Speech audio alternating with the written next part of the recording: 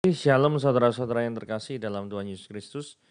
Bacaan kita pada hari ini diambil dari Galatia 2 ayat yang ke-15 sampai yang ke-21. Judul renungan kita pada hari ini adalah Ini Hidupku. Ini hidupku, tidak usah kamu mengurusi hidupku. Aku bebas melakukan apa saja dengan hidupku. Pernyataan ini terkadang terdengar ketika ada seorang yang sedang dengan maksud baik menegur dan ingin menuntun orang lain dari kesalahannya. Tetapi orang yang ditegur beranggapan bahwa dirinya berhak penuh akan hidupnya dan tidak salah seorang pun yang boleh mencampurinya. Orang Yahudi adalah umat pilihan Allah dan hidup di bawah hukum Taurat. Hal ini membuat mereka menganggap diri mereka benar dan bangsa-bangsa lain sebagai orang-orang berdosa. Padahal tidak seorang pun dibenarkan oleh karena melakukan hukum Taurat. Ayat 16. Paulus pun mempunyai pemahaman demikian sebelum ia berjumpa dengan Kristus. Tetapi karena imannya kepada Kristus yang telah mengasihi dan menebusnya, Paulus dibenarkan dan mendapatkan hidup padahal seharusnya ia mati karena dosa-dosanya. Anugerah Allah di dalam Kristus itulah yang membawa pemahaman bahwa hidupnya bukan miliknya lagi, tetapi milik Kristus. Kristuslah pemimpin dalam hidupnya, sehingga selayaknya ia tunduk dan taat. Karena itulah Paulus setia dalam panggilan sebagai Rasul Kristus sampai akhir hidupnya, walaupun penuh dengan penderitaan. Sebagai anak-anak Tuhan, mungkin terkadang kita lalai sehingga kita hidup sembarangan dan hanya memuaskan keinginan dan kesenangan kita sendiri. Tetapi firman Tuhan menyatakan, sebab kamu telah dibeli dan harganya telah lunas dibayar. Karena itu muliakanlah Allah dengan tubuhmu. Marilah menundukkan kembali hidup kita kepada Kristus sebagai Tuhan. Bersedia mendengar, mengikutinya, dan memuliakannya. Seorang hamba tahu bahwa ia harus tunduk penuh kepada Tuannya. Nah, renungan kita pada hari ini diambil dari Galatia 15-21. Mari kita baca sama-sama. Menurut kelahiran kami adalah seorang Yahudi dan bukan orang berdosa dari bangsa-bangsa lain. Kamu tahu bahwa tidak seorang pun yang dibenarkan oleh karena melakukan hukum Taurat, tetapi hanya oleh karena iman kepada Yesus Kristus. Sebab itu kami pun telah percaya pada Kristus Yesus, supaya kami dibenarkan oleh karena iman dalam Kristus dan bukan oleh karena melakukan hukum Taurat. Sebab tiada seorang pun yang dibenarkan oleh karena melakukan hukum Taurat. Tapi jika kami sendiri sementara kami berusaha untuk dibenarkan dalam Kristus ternyata adalah orang-orang yang berdosa, apakah itu berarti bahwa Kristus adalah pelayan dosa? Sekali-sekali tidak. Karena jikalau aku membangun kembali apa yang telah kurombak, aku menyatakan diriku sebagai pelanggar hukum Taurat. Sebab aku telah mati oleh hukum Taurat untuk hukum Taurat, supaya aku hidup untuk Allah. Aku telah disalibkan dengan Kristus. Namun aku hidup, tapi bukan lagi aku sendiri yang hidup, melainkan Kristus yang hidup dalam aku. Dan hidupku yang kuhidupi sekarang di dalam daging adalah hidup oleh iman dalam Anak Allah yang telah mengasihi aku dan menyerahkan dirinya untuk aku. Aku tidak menolak kasih karunia Allah. Sebab sekiranya ada kebenaran oleh hukum Taurat, maka sia-sialah kematian Kristus. Nah, ayat 15 ini agak aneh ya. Seolah-olah membanggakan ras gitu ya. Menurut kelahiran kami adalah orang Yahudi. Nah, kemudian yang garis merah nih ya. Yang berwarna merah. Dan bukan orang berdosa dari bangsa lain. Jadi seolah-olah ini Yahudi ya. Kamu bukan Yahudi itu orang berdosa. Seolah-olah Yahudi ini tidak berdosa gitu loh. Dari NIV dikatakan, we who are Jews by birth, jadi Yahudi dari lahir, not Gentile sinners, jadi orang berdosa, Gentile itu orang asing ya, jadi orang bukan Yahudi itu ya. Terus ESV juga disebut not Gentile sinners. Kemudian not sinners of the Gentile, New King James Version juga demikian. Jadi arti kalimat ini apa ya? Arti kalimat ini sebenarnya adalah sindiran bagi orang Yahudi yang terlalu bangga dengan keyahudiannya. Dan justru ini yang dibahas Paulus di ayat selanjutnya. Untuk lebih jelasnya gini ya. Orang Yahudi itu sangat bangga bahwa melalui bangsanya hukum Taurat diturunkan. Yes, betul sekali hukum Taurat diturunkan kepada orang Yahudi. Tetapi mereka juga berpikiran bahwa keselamatan melalui hukum Taurat. Ini yang perlu dikoreksi oleh Paulus. Gitu ya, kita lanjut. Kamu tahu bahwa tidak seorang pun yang dibenarkan oleh karena hukum Taurat, tapi hanya oleh karena iman dalam Kristus Yesus. Jadi perhatikan baik-baik ya. Tidak ada seorang pun yang dibenarkan oleh karena melakukan hukum Taurat. Enggak ada. Dan terus hukum Taurat gunanya untuk apa? Untuk menunjukkan bahwa Allah adalah Allah yang sempurna dan manusia tidak bisa memenuhi standar atau tuntutan Allah. Sebab itu kami pun telah percaya kepada Kristus Yesus supaya kami dibenarkan oleh karena iman dalam Kristus dan bukan karena melakukan hukum Taurat. Diulangi lagi ya. Dibenarkan di dalam iman dalam Yesus Kristus dan bukan karena melakukan hukum Taurat. Seperti dikatakan, tidak ada seorang pun yang dibenarkan oleh karena melakukan hukum Taurat. Kita lihat pembahasannya ya. Kita kembali ke pertanyaan yang klasik ini ya. Apakah mungkin keselamatan melalui perbuatan baik? Nah, saya sarankan bagi Anda yang sedang menginjili orang atau bahkan Anda yang mendengar ini mungkin adalah orang yang menganut bahwa keselamatan itu bisa melalui perbuatan baik. Nah, saya ada 3 ilustrasi di sini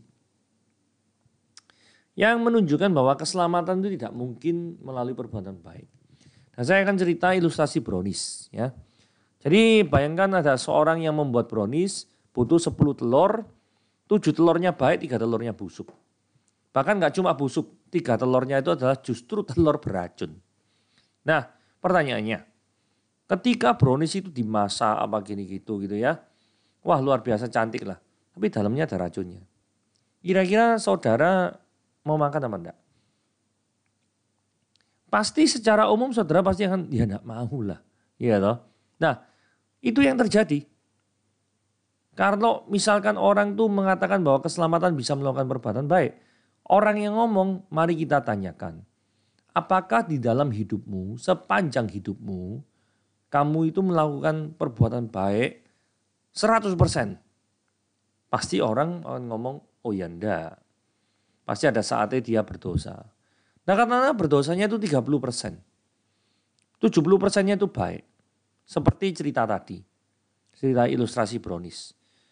Maukah Tuhan itu menerima? Padahal sifat Tuhan itu adalah menuntut kekudusan yang mutlak. Menuntut kekudusan yang sempurna. Sedangkan kita tidak kudus. Bahkan jika rasionya dirubah, 90% berbuat baik dan 10% berbuat dosa pun, itu tetap tidak kudus di hadapan Tuhan. Bayangannya ya seperti brownies tadi. Walaupun ada setitik racun. Terus seluruhnya itu adalah bukan racun. Anda pasti tidak mau makan kue brownies itu bukan? Ya. Berikutnya. Ilustrasi dokter. Nah suatu saat ada dokter habis mengoperasi orang. Malam-malam kemudian dia pulang. Nah kemudian tanpa disengaja dia itu nabrak orang. Sampai orang itu meninggal dunia. Nah yang terjadi adalah dokter ini kemudian dihakimi di pengadilan atas dasar kelalaian, kecerobohan dan lain sebagainya. Nah kemudian dapatkah dokter ini di pengadilan tersebut berbicara gini. Saya selama hidup sudah menyembuhkan, mengoperasi 100 orang lebih. Dan itu semuanya sukses. Termasuk juga malam di mana ketika saya menabrak daripada orang tersebut. Saya sukses melakukan operasi. Saya sangat lelah karena itu. Nah, karena saya itu sudah menyelamatkan 100 orang lebih. Sedangkan saya cuma menabrak 1 orang saja. Maka tolong Pak Hakim bebaskan. Bukankah Pak Hakim ingat? Mama atau papa Pak Hakim juga salah satu dari 100 orang yang saya operasi itu. Wah, ini ceritanya ditambahi situasi yang emosional gitu ya. Tapi apakah masuk akal? Kalau misalkan hakim memutuskan, oh ya sudahlah ya, oke, kamu bebas, memang benar sih logikamu ya. 100 orang lebih kamu selamatkan, kali ini kamu nggak sengaja gitu, nabrak satu orang tok nggak 100 orang kok. Satu orang tok, terus meninggal. Ya udah, kamu bebas. Kira-kira bisa begitu enggak? Nah, keselamatan melalui perbuatan baik. Bagi Anda yang bersikeras memegang prinsip seperti itu mengasumsikan perbuatan baik itu bisa menggantikan perbuatan jahat secara hukum. Kalau dari cerita tadi itu bisa apa enggak ya? Enggak bisa bukan. Jadi tidak mungkin keselamatan melalui perbuatan baik. Karena apa? Perbuatan baiknya enggak bisa menggantikan, menutupi daripada perbuatan yang berdosa. Begitu ya. Yang terakhir ilustrasi pencuri Pampers. Jadi andai kata ada 5 orang yang tertangkap di dalam sebuah hypermarket gitu ya. Karena mencuri Pampers gitu ya, karena sangat butuh. Nah kemudian 5 orangnya itu dipenjara dalam satu penjara yang sama. Nah singkat cerita begini. Dapatkah 5 orang ini salah satunya berkata gini, kamu keluar dari penjara ya. Kenapa? Nanti hukumannya aku sih nanggung aja, kamu keluar. Kira-kira bisa enggak ya kayak gitu ya? Nggak bisa bukan? Kenapa? Karena orang ini sesama pencuri Pampers sama-sama berdosanya. Nah yang bisa itu adalah ada pihak eksternal yang memberikan jaminan kepada kepolisian. Yang mengatakan bahwa saya jamin orang ini bayar sekian denda dan lain sebagainya. Yang jamin ini tidak ada hubungannya sama dengan yang pencuri Pampers. Karena kalau yang jamin pencuri Pampers sekali, wah itu ditangkap sekali nanti. Masuk penjara, tidak bisa jamin. Lah apa hubungannya dengan keselamatan melalui perbuatan baik? Karena semua manusia itu berdosa bukan? Entah dosanya itu dia klaim, oh ya aku selama hidup cuma 10% kok berbuat dosa. 90%-nya aku berbuat baik. Entah apapun itu. Entah kamu mencuri Pampers 1 kali, 2 kali, 1000 kali. Atau sepanjang hidup kamu mencuri Pampers. Semuanya Anda tetap di penjara bukan? Mungkin bobot hukumannya beda-beda. Tapi intinya Anda tetap di penjara bukan? Nah. Seorang yang dipenjara, seorang yang terhukum, orang yang berdosa, itu butuh pertolongan dari pihak eksternal, dari pihak luar yang tidak ada kaitannya dengan nyuri Pampers, yang tidak ada kaitannya dengan perbuatan dosa. Nah, siapakah pribadi yang tidak berdosa itu? Jawabannya cuma satu, yaitu Yesus Kristus. Karena semua orang yang lahir di dunia ini sudah pasti berdosa. Kecuali hanya satu manusia, Yesus, yang tidak berdosa. Jadi dari 3 ilustrasi ini kita dapat mengambil kesimpulan bahwa memang keselamatan tidak mungkin bisa dilakukan melalui perbuatan baik. Nah untuk dukungan-dukungan di dalam ayat Alkitab dari apa yang saya ceritakan tadi, ini ada Mazmur 143 ayat 2 dari Perjanjian Lama. Janganlah berperkara dengan hambamu ini, sebab di antara yang hidup ya, tidak seorang pun yang benar di hadapanmu. Jadi semua orangnya berdosa. Ini Perjanjian Lama loh. Ini Roma 3 ayat 9-12 lebih jelas lagi. Jadi bagaimana? Adakah kita memiliki kelebihan daripada orang lain? Ini merupakan sindirannya.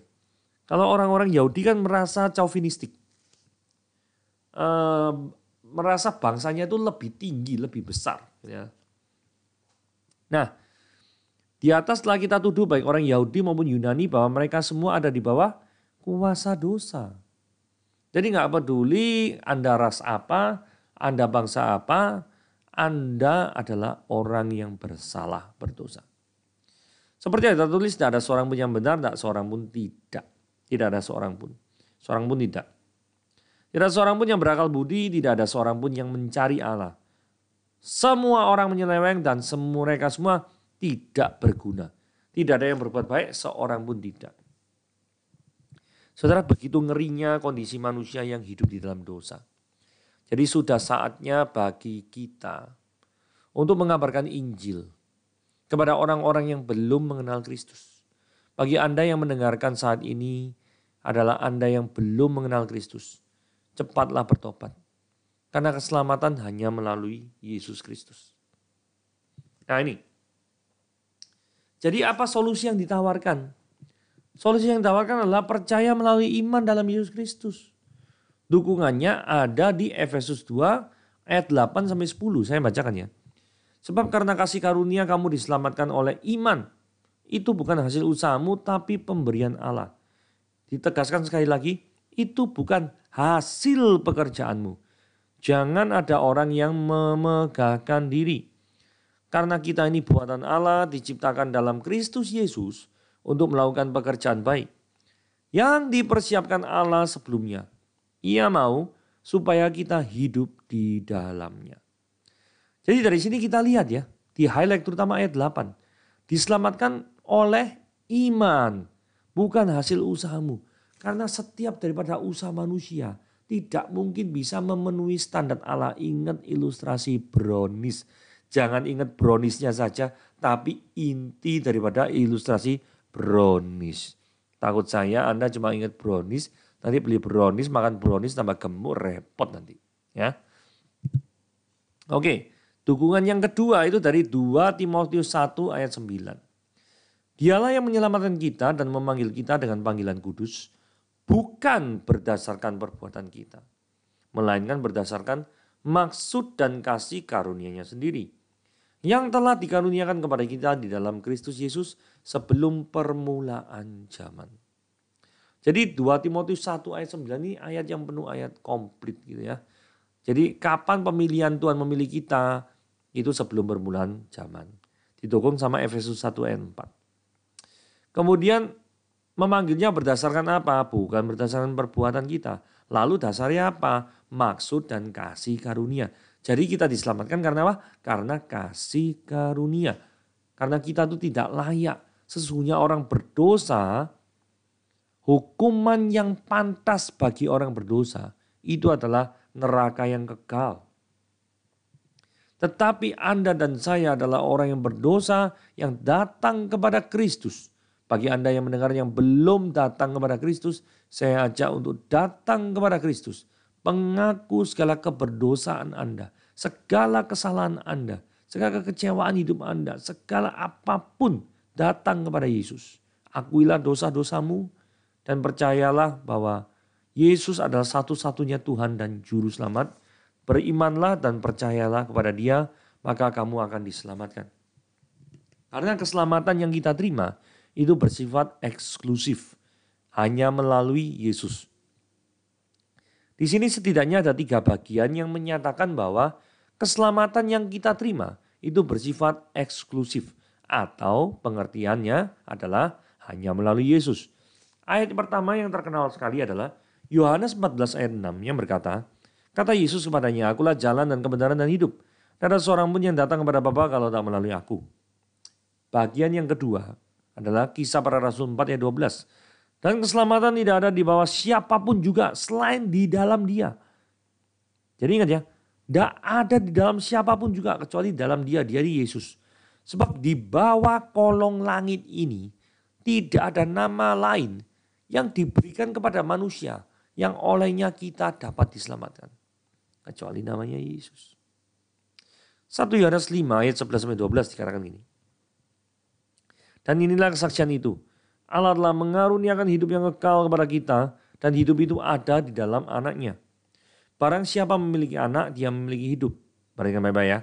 Memiliki anak, Yesus memiliki hidup. Ayat 12. Barang siapa tidak memiliki anak, berarti tidak ada Yesus dalam hidupnya. Dia tidak memiliki hidup. Hidup apa? Hidup kekal. Jadi kalau tidak memiliki Yesus, kamu akan mati kekal. Anda akan mati kekal. Jadi inilah 3 ayat yang menjelaskan keeksklusifan, sifat eksklusif daripada keselamatan yang melalui Yesus Kristus. Nah, Sebagai orang yang diselamatkan, orang yang baru diselamatkan, maka komitmen hidup baru orang percaya ini adalah seperti di ayat 20. Namun aku hidup bukan lagi aku sendiri yang hidup, melainkan Kristus yang hidup di dalam aku. Begitu indahnya. Dan hidupku yang kuhidupi sekarang di dalam daging adalah hidup oleh iman dalam Anak Allah. Saudara, saya nggak tahu bagaimana perasaan saudara ketika baca ayat 20. Bagi saya ketika baca ayat 20 ini indah sekali. Komitmen hidup setelah menyerahkan diri kepada Kristus adalah perubahan hidup. Selama ini kita menjadi raja. Yes. Selama ini kita yang ngatur-ngatur hidup kita itu sesuai kehendak kita sendiri. Sesuai dengan hawa nafsu kita sendiri. Gak ngurus Kristus ngomong apa, agama ngomong apa, enggak ngurus, enggak peduli. Tapi ketika Anda menerima Yesus sebagai Tuhan dan Juru Selamat, maka Kristus akan menjadi raja dalam hidupmu. Ingat ya, arti Kristus adalah apa? Yang diurapi. Jadi dia harus raja, karena raja zaman dulu diurapi. Fokus kehidupan kita adalah Kristus, bukan hawa nafsu kita. Jadi istilahnya menempatkan Yesus kembali ke atas tahtanya. Ayat 21. Aku tidak menolak kasih karunia Allah. Sebab sekiranya ada kebenaran oleh hukum Taurat, maka sia-sialah kematian Kristus. Maksudnya apa sih dari ayat ini? Maksudnya gini ya. Jika memang perbuatan baik itu bisa menyelamatkan, untuk apa Yesus mati di kayu salib? Kalau misalkan perbuatan baik atau usaha manusia itu bisa menyelamatkan. Fakta Yesusnya itu mati di kayu salib. Itu menunjukkan bahwa perbuatan baik tidak bisa menyelamatkan. Anda yang sampai sekarang masih percaya bahwa perbuatan baik bisa menyelamatkan, bertobatlah. Karena sudah dibuktikan setidaknya melalui 3 ilustrasi di atas yang menunjukkan bahwa keselamatan tidak mungkin bisa dilakukan melalui perbuatan baik. Saya mengundang bagi Anda saudara yang belum percaya kepada Yesus sebagai Tuhan dan Juru Selamat, percayalah. Jikalau Anda ingin mengabarkan daripada Injil pada orang yang belum percaya, saudara dapat kirimkan video ini kepada orang yang belum percaya juga. Kepada orang yang ingin mengenal konsep kekristenan tentang keselamatan, khususnya yang penasaran kenapa kok kita tidak bisa selamat melalui perbuatan baik. Jadi tujuannya seperti itu. Tuhan Yesus memberkati.